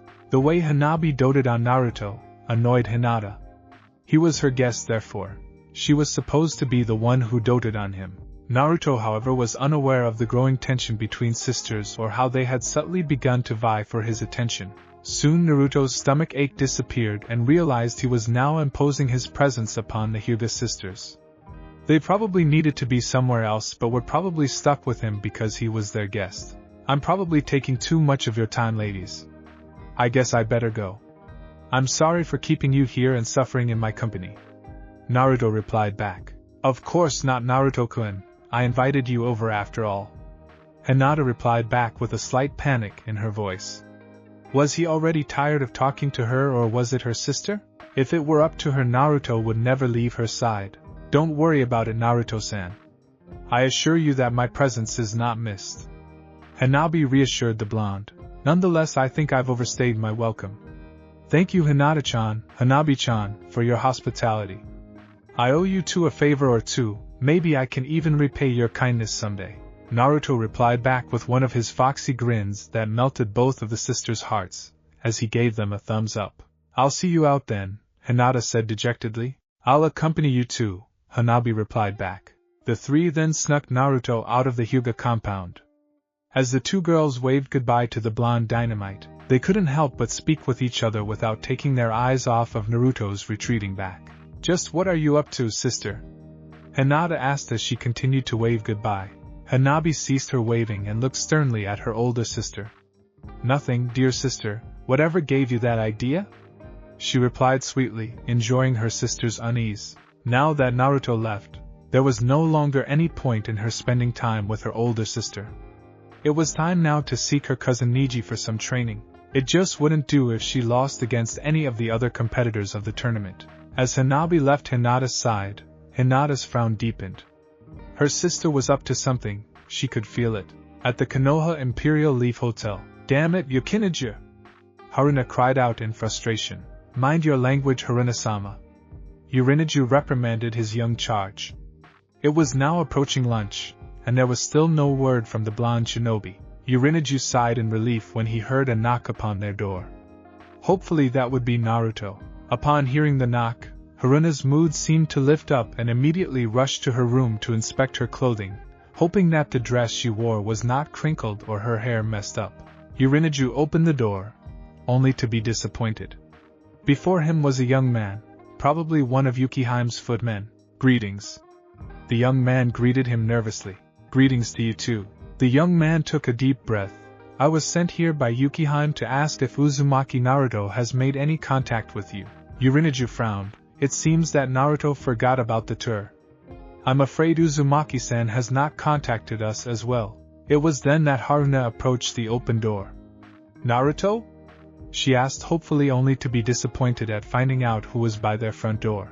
Somewhere in Konoha, Naruto walked leisurely around the streets, taking in the scenery before him. I got a funny feeling that I'm supposed to be doing something, but what? It was only when he looked up at the Hokage Tower and looked at the Hokage monument did he remember his promise to the two princesses. Oh damn it! I'm late. With that he rushed towards the Konoha Imperial Hotel, hoping that the princesses were not too upset with him. It was fast approaching lunchtime after all. Naruto made a mad dash towards the Imperial Leaf Hotel, albeit a bit clumsily as he zigzagged on Konoha's busy street to avoid colliding with the people. He ran around pretty much like a headless chicken, since panic was overriding his senses, making him momentarily forget where the Imperial Leaf Hotel was located. You really need to calm yourself down, kid, Kyubi advised. With all Naruto's panicking, his mind was screaming with worry, enough to disturb the sleeping fox. But I'm late. Naruto spoke out loud, momentarily forgetting to speak in his mind. Yes, you are. But with your mind in a jumbled mix, you're going to get even more delayed if you don't get your thoughts in order, Kyubi replied back. And as though it was proving its point, Naruto realized he had just turned into a dead-end street. Damn it! Naruto cursed, as well as many more expletives that are better off unsaid in this story. My kid, what colorful and descriptive language you've picked up. I bet the princesses would love to hear you sprout such words. Kyubi replied back. You're not helping, you know. Naruto replied back gruffly as he stared at the wall in front of him, taking the moment to try and calm down. Taking deep breaths, he closed his eyes and tried to clear his mind from the panic attack he was feeling. When he was sure that his breathing was now even and at an acceptable level, he turned around and walked out of the dead-end street. Now where exactly did I end up? Naruto wondered to himself, until he caught a glimpse of the Yamanaka's flower shop. Well, since I'm already late, I might as well grab something to make up for it. I'm sure they wouldn't mind if I got something for them. Naruto reasoned to himself. Kyubi couldn't help but feel proud of the boy's reasoning. It's a very good idea to placate the females. Naruto made his way towards the Yamanaka's flower shop, where he was greeted by a rather bored-looking Yamanaka Ino behind the counter. Welcome to Yamanaka's. Ino greeted rather blandly, not even looking up from the magazine she was currently flicking through. I can see why business is booming. Naruto couldn't help but sarcastically remark. Ino irritatedly looked up from her magazine to tell off the smart-mouthed sarcastic remark and was not all that surprised to be greeted by Uzumaki Naruto. Figures. Ino replied back as though the problem was solved. Naruto, the ramen stand is on the next corner of the street. She helpfully pointed out. Perhaps he had entered her shop by mistake from ramen-induced hunger pains or cravings? Huh. Yeah, I knew that. Naruto replied back, having no idea why Ino would even say such a thing. He looked at her like she was the epitome of the word dumb blonde. The amount of flowers was a dead giveaway. Ino couldn't help but feel a slight twitch of irritation from the way Naruto looked at her. He was looking at her like she was stupid as he stood there in front of her with arms crossed against his broad and muscular chest. So why are you here? She asked the blonde, wondering why on earth Naruto would be there of all places. Naruto once again gave her that look, the look that says she's not as smart as she looked. I'm here to get some flowers, duh. Ino shook in repressed rage. How dare this blonde look down on her and make her look stupid? She slammed both hands on the counter and glared at him. So why aren't you looking around then, instead of you irritating me? Well, Naruto's sweat dropped, and he scratched the side of his nose, feeling a bit sheepish.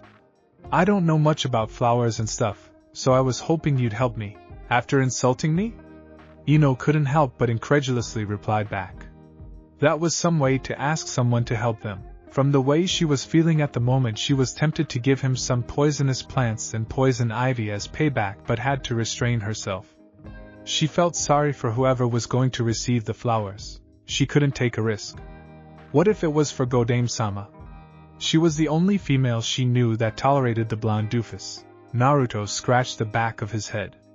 Come on, Ino, don't be like that. I'm in real deep water here. If you'd like, I'll take this as a favor and I'll treat you to something. Please? I'm desperate here. So he screwed up again. Ino thought, but more importantly she was intrigued. If Naruto was buying flowers, that means he messed up with some girl. She immediately thought of Tsuchi-kin. But Naruto, as far as she knew, never bought flowers for anyone. Rather just treating them to ramen as a peace offering. How could anyone consider ramen as a peace offering anyway? Even as a treat? Ino looked at Naruto once again. He did look desperate, and he had that abandoned puppy look that was starting to melt her hardened resolve to leave him with his own devices. Besides, it wouldn't hurt if Naruto owed her a favor or two. Fine. Ino reluctantly replied back as she left the counter to join him. What did you have in mind? Naruto frowned and concentrated real hard. How about you show me what you have first? Ino clucked her tongue in distaste. It seems that she will be preoccupied for a while. Well, it beats doing nothing after all. Yeah, okay. Follow me then. She led him around the shop, showing him various flowers. After about 20 minutes of scrutinizing everything in the shop and looking like he was being tortured for interrogation, Ino asked Naruto what he would like. Naruto's frown was evident, and the lost look in his eyes prominent. Ino sighed. Why don't you just buy roses like the other guys? They're very popular. Ino advised him, which made Naruto grimace. What would you pick?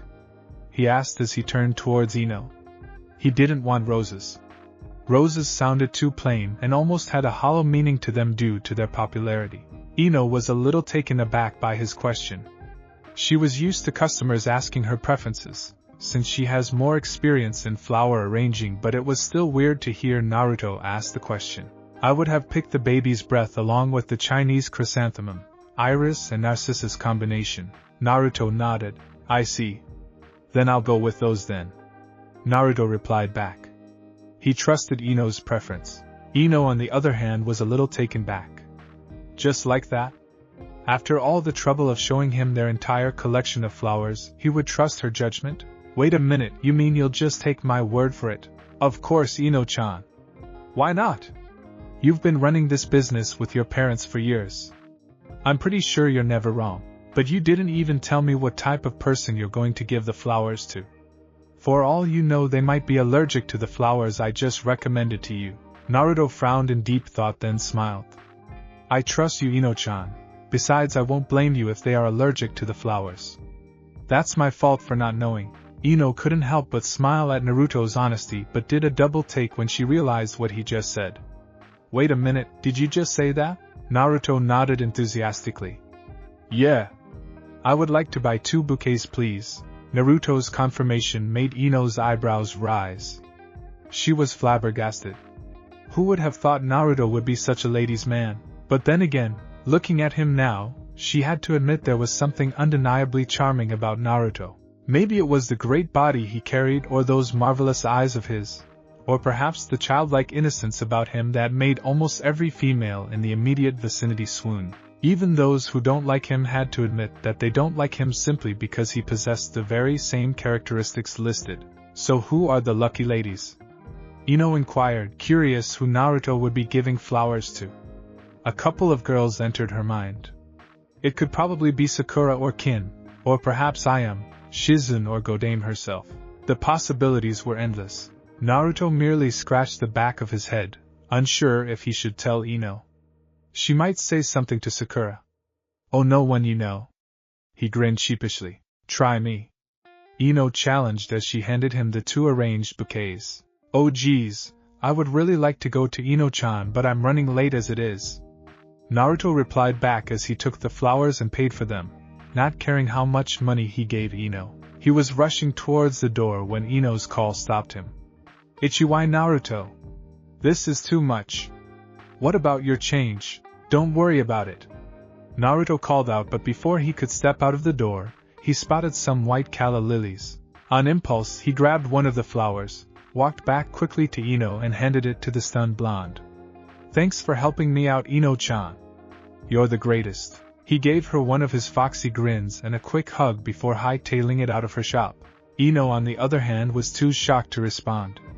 She looked at the white lily in her hand and the rapidly retreating blonde. She couldn't help but get touched by the gesture, when something else occurred to her. Naruto couldn't have possibly known that the flower in my hand is my favorite flower, could he? She asked herself. She couldn't stop the smile that formed on her face, nor how her day seemed to have gotten a lot brighter. Naruto dashed maniacally through the streets of Konoha, earning him the attention of another well-known shinobi. "Ohio, Naruto-kun." Lee happily trotted beside him. "You are full of youth today." "Sorry, Lee, can't really talk to you right now. I'm late." Naruto replied back to his companion. "I see, well, may the power of youth guide you." Lee replied back with a slight disappointment in his tone. He was looking forward to some training, and Naruto was always a great person to train with. "See you later, man." Naruto replied back as he left Lee. It took Lee a few more seconds to realize that his friend was running at full speed while carrying a handful of flowers. Lee's eyes glazed over as he held a fist before his face. Naruto-kun is expressing his youthful love. The springtime love has definitely touched his friend. "Good luck, Naruto-kun," he yelled after him. Finally, after what seemed like hours of running around aimlessly, Naruto finally managed to reach the Imperial Leaf Hotel. It was already a couple of minutes after 2 o'clock in the afternoon, but he hoped that the flowers he bought would soothe both princesses. He walked towards the concierge desk and asked if he could inform both Yuki and Haruna that he was in the hotel lobby waiting for them. The concierge merely lifted one snobbish eyebrow and looked at him from head to toe, as if he didn't deserve to set foot in their prestigious hotel but did as he was told. After all, both princesses have been ringing him up every 10 minutes to see if he was there. The moment the concierge informed both princesses, the hotel shook mildly as though there was a stampede taking place. Not even 2 minutes to spare, both princesses, Haruna and Yuki, appeared before him, followed closely by Yuki's 2 out-of-breath personal bodyguards and Urineju. "Naruto!" Both princesses cried out in unison, surprising everyone in the lobby. Naruto merely sweat-dropped as he gave the 2 dignitaries his best foxy grin, scratching the back of his head sheepishly. "I'm sorry I'm late," he apologized. He then remembered his consolatory offerings and presented them to the 2 princesses. Haruna, Yuki, and everyone who was in the immediate area who could see them stared dumbstruck at the beautifully wrapped stems in Naruto's hands. "Damn it!" Naruto swore. All the running around he did wilted the flower petals, leaving their stems, a few petals and leaves in the supposed bouquet.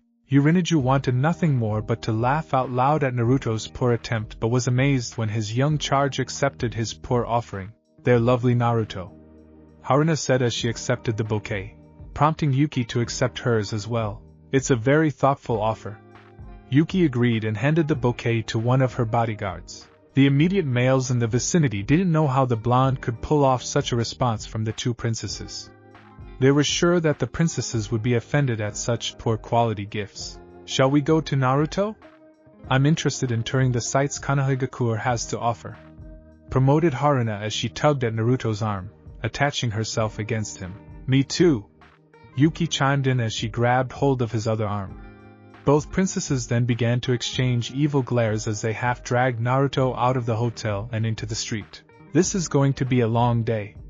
Urineju sighed in defeat as he followed his charge along with Yuki's personal bodyguards. Sasame of the Fuma clan walked aimlessly around the street of Konoha. She had reached the village the day before and was curious as to what had happened to the blonde since they had last seen each other. Sasame couldn't help but blush remembering her first encounter with one Uzumaki Naruto. Sure, it could have been under better circumstances, but their meeting was one of the most memorable memories of her life. He was also the first guy to ever openly grope her. Sure, he didn't know she was a female at the time, but having his arms around her protectively made her shiver in response.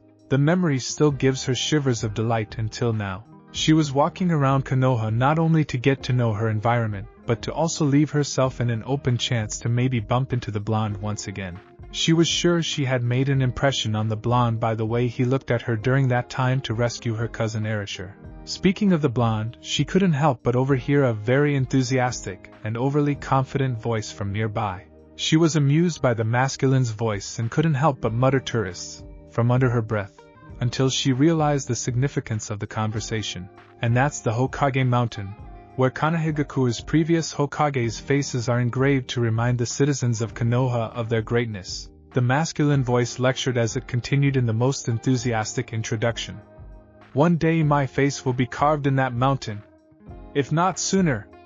You got to believe it. That last statement got Sasame's attention. She whirled around eager to find the speaker's voice. Her eyes grew in recognition as she saw spiky, unruly and wild blonde hair. At first, she was unsure who the speaker was since his back was facing her.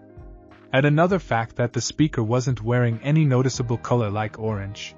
But her curiosity coupled by her rapidly beating heart couldn't resist but to approach the blonde male's back and try and gain his attention.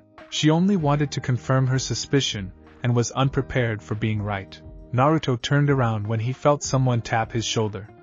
He was slightly annoyed, since the person had interrupted his tour for the princesses and his speech. He suddenly realized that the person may have overheard his announcement, and he would now be arguing with the person about the ridiculousness of his speech, and how a demon like him would never amount to anything. So he prepared himself for the oncoming berating he sure would follow, and was surprised to be greeted by a familiar-looking person, and a female no less. Naruto's eyes grew wide when he saw a cute orange-haired female greeted him and was left speechless. She looked shocked as well by the way she looked at him. Naruto? Uzumaki Naruto? He could hear the disbelief in her voice, as though she couldn't believe it was him standing before her. He gave her one of his foxy grins as he scratched the back of his head that caused many females to become endeared to him. Yeah, that's me. The two princesses narrowed their eyes against the newcomer who dared to interrupt their quality time with Naruto. Yuki had managed to talk to her bodyguards to return to the Imperial Leaf Hotel, assuring them that they can have a day off as she was with Naruto, a notable shinobi of Konoha, and no harm will befall on her as long as she was in his company.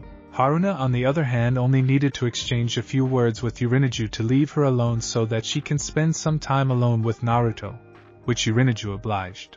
Since their keepers have left them alone, it was just a matter of who gets most of the blonde's attention. They had not let go of Naruto's arms until he passionately began to introduce the Hokage Mountain. They should have known that the moment they let go of him, some trollop would try and gain Naruto's attention, and they were right. The orange-haired female gave Naruto a bright and brilliant smile and looked like she would have glomped on him if they weren't out in public. That is until Naruto opened his mouth once again. I'm sorry, but do I know you? Naruto asked in puzzlement. Sasame's spirits seemed to have decreased as she heard him ask the question. He doesn't remember her. It's me, Naruto, Sasame from the Fuma clan, she answered, slightly bitter that he could forget someone like her when he had remained in her thoughts for a long time since their encounter. Naruto's eyes grew in recognition as he looked at the girl before him in a completely different light. No wonder he couldn't recognize her. Sasame has gotten taller and certainly filled in certain places. She no longer had her orange fringe or that sideburn thing. Her long orange hair was smoothed back and was held by a silver rose pin. She was clothed in feminine clothing design so that it shows off her curves, unlike the boyish clothes that had him fooled during their encounter, making sure no one would ever make that mistake again. All of a sudden, Naruto reddened as he remembered unconsciously groping her too back then. It's great to see you, Sasame-chan. Naruto energetically greeted her, as he engulfed her into a friendly hug which made Sasame blush in crimson. The fierceness of Naruto's hug also made Sasuke's chest crush against his. Naruto was slightly startled when he felt dark and angry auras from behind him, emanating from the temporarily ignored princesses. Mind introducing us to your friend, Naruto? Yuki asked sweetly while glaring daggers at the orange-haired wench. Yes, Naruto-kun, please introduce us to your friend. Haruna smiled disturbingly and a slight menace in her voice. The other girl's dark aura and the glares Sasame received made her cower slightly and hid behind Naruto's comforting presence. Naruto wasn't sure why the princesses were angry and came to the conclusion that perhaps it's because they have not eaten yet. He cursed himself for being clueless to the princesses' needs and decided to try and placate them for now. Harunaheim, Yukiheim, I'd like you to meet a friend of mine. He smiled at them disarmingly as he stepped aside so they could better see the other girl. This is Sasame-chan from the Fuma clan from the country of rice fields. Sasame-chan, I'd like you to meet Harunaheim from Green Country and Yukiheim from Snow Country. Sasame swallowed the lump in her throat as she bowed to the princesses respectfully. How do you do? Hearing the word friend seemed to have placated the two princesses but eyed Sasame warily. There were too many females after Naruto. Present company included. Naruto decided to break the heavy tension that seemed to have lingered in the air. All the walking we did probably made you princesses hungry. Why don't we take a break and have a late lunch? Then turned his attention towards Sasame. Why don't you join us too, Sasame-chan? The more the better. The two princesses were about to protest when their stomachs began to growl. They were so intent on keeping Naruto's attention that they ignored how hungry they were from all the sightseeing they were doing. Sasame hesitates to accept Naruto's offer. On the other, it will give her a chance to spend some time with him and perhaps find out where he lives. In the end, she accepted the offer as if she's just going to let the opportunity pass to spend time with him. That's great. I know just the place. Ayam felt her jaw ache as she smiled at the customers. Her smile didn't reach her eyes. Naruto was late. Not that the blonde knows he's late. But ever since her father had initiated the whole promotion, she had grown used to Naruto's presence. She felt jilted that she had not seen him since the lunch rush. When her father asked what was wrong, she waved off his concern, telling him that she was not happy washing the pile of dishes that was on the sink. Washing dishes now doesn't seem as fun anymore, not when Naruto wasn't around to make it more fun and lively or even help her. Another sigh escaped her lips, catching the attention of the kunoichi currently dining in front of her. What seems to be the matter? You've been sighing since I got here? Tenten asked curiously. Normally she wouldn't pry into other people's business, but the waitress' constant sighing is slightly putting her off her meal. Nothing really. Ayam brushed off the kunoichi's question. The kunoichi before her is one of Hyuga Hinata's friends. Ayam had become great friends with Hinata since she also frequented their business, unknown to her that the reason for her frequenting the place was getting to know Naruto's love of ramen, or hoping to subtly bump into him and eat with the blonde herself. Sorry to pry into your business, but you have that faraway look in your eyes as though you missed something important to you. Tenten explained. She was known as a weapons specialist not only for her skills but because of her keen eye, and right now she couldn't help but study Ayam's melancholy mood. Am I really that easy to read? Ayam blushed at Tenten's sharp assessment. She must look like a love-struck teenager, which wasn't really that far from the truth. Tenten merely nodded her head in affirmation, then gave her a sympathetic smile. Don't worry about it. Tenten returned her attention to her meal when a boisterous voice interrupted the whole diner, surprising her slightly. Ohio, old man. Awayami-chan. Naruto greeted as he entered the diner in his most energetic self. Behind him were three gorgeous women, all exchanging evil looks against each other. Naruto-kun. Ayam couldn't help but her heart soar as she saw Naruto. A reaction not missed by Tenten. 3 extra large beef ramen please, and whatever the girls want. Naruto ordered as he sat down beside Tenten, much to his other companions' chagrins. As soon as the girls saw where Naruto sat, it became a vicious battle of who would be sitting next to the empty stool beside Naruto, since Tenten already occupied his right side. They were so preoccupied fighting who would sit next to Naruto that they never noticed another person's arrival. Unfortunately, or fortunately, however you wish to look at it, their dilemma was solved when a green-clad male occupied the empty seat next to Naruto, leaving the 3 girls flabbergasted. Ohio, Naruto-kun. Lee enthusiastically greeted Naruto. How did your youthful quest go? Huh? Was Naruto's response. Not really sure what Lee was talking about, nor did he care. All he wanted was the sweet scent of his ramen being prepared by a now more cheerful Ayam. Tenten watched the whole scene in wry amusement. The moment the blonde dynamite entered the diner became immersed with such vitality. She also couldn't help but giggle at how cute Naruto looked. unaware of the three girls' now sullen expression of not being able to sit next to him. "Ugh! That's such a cool and hip response, as expected from one of my rivals," Lee exclaimed. "Whatever, fuzzy eyebrows," Naruto replied back as he turned his attention to the girl beside him.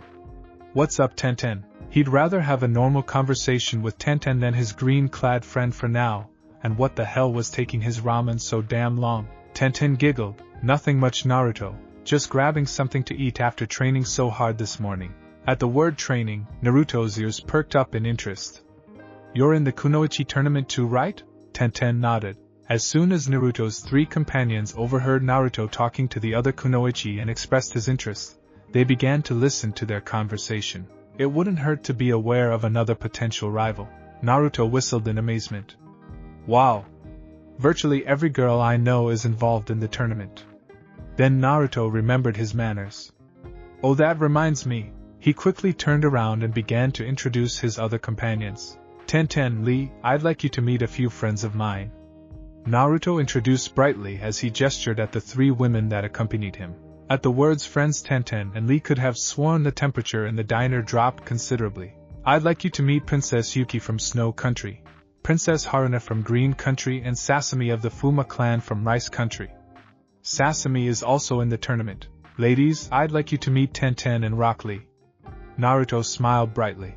Lee gave the girls his best ever twinkling and shiny smile that always seemed to be too bright and too white, while Tenten gave the girls an awkward smile since they were all looking at her as if sizing her up for a fight. Which was weird since she had only met them. "It's nice to meet you all." Tenten greeted Naruto's companions, trying to diffuse the very tense atmosphere she felt. If Naruto was more perceptive, he would have noticed that his companions' eyes narrowed at Tenten and at each other. But sadly Naruto was still as clueless as ever, and so he missed the silent exchanges of jealousy and animosity between the girls. "I know! Why don't we all sit at the booths? That way we can all get to know each other," Lee enthusiastically suggested, which Naruto happily agreed to. "Fuzzy eyebrows." Naruto grinned as he gave Lee a thumbs up, which Lee enthusiastically replied with his own thumbs up plus a gleaming row of shiny white teeth. Tenten couldn't help but sweat drop as she silently cursed the males with their cluelessness.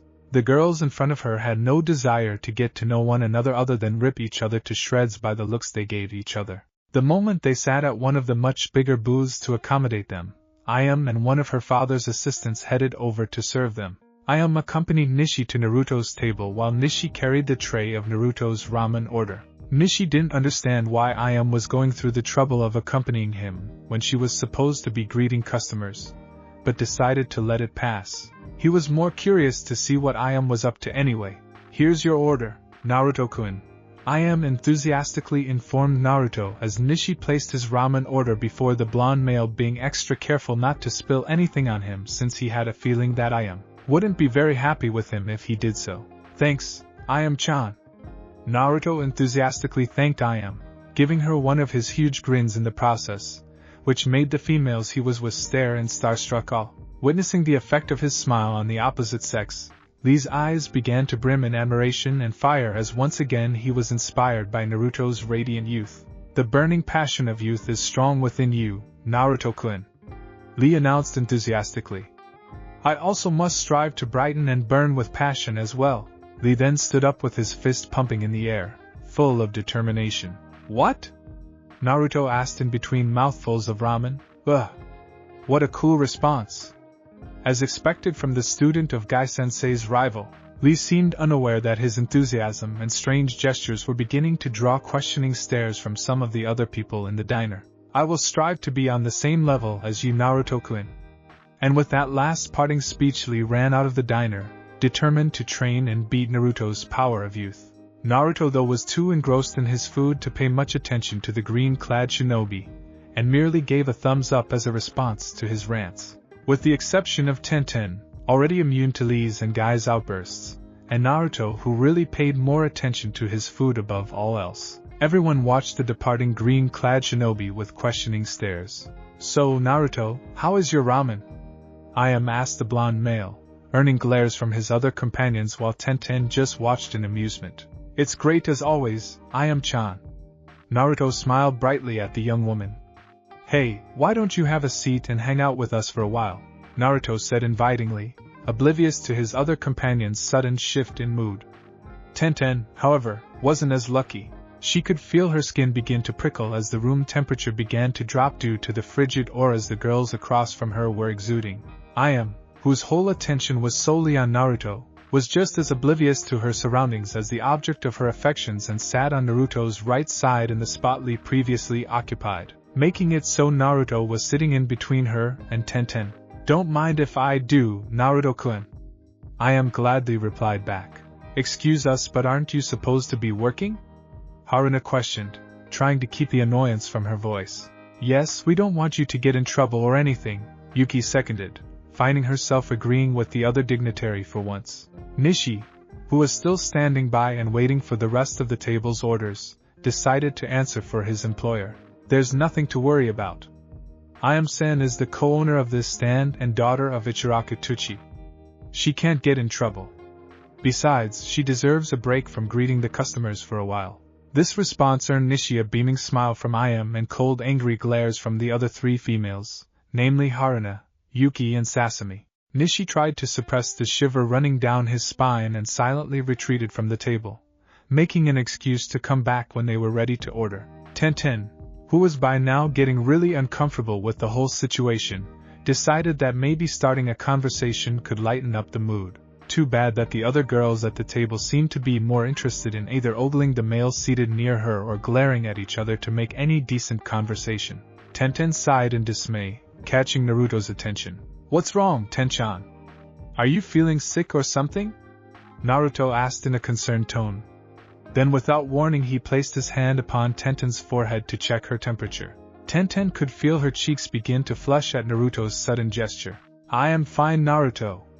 Tenten replied back in a slightly husky voice, probably due to Naruto's proximity. Tenten wasn't really used to such contact since her teammates were not very touchy-feely people. Sure, Niji would ask about her health and so would Lee, but they would never actually have the guts to check her temperature in such a way. To have someone to show their concern for her as boldly like this wasn't something Tenten was used to, but she was touched by it nonetheless. She was so surprised that she completely overlooked the women around them, all of whom had cheeks flushed with jealousy, wishing that Naruto would also dote on them with the same kind of concern. Naruto's simple gesture caused her to see him in a new light. For someone so brash and outspoken, he could really be so sweet and endearing. Now she understood why almost all the girls she knew fell for him. Tenchan, you're burning up. Do you want me to walk you to Bachan or look for Shizunichan to check up on you? Naruto asked concernedly. We can even try and look for Sakura-chan. I'm sure she'll know what's wrong. No, really, Naruto, I'm fine.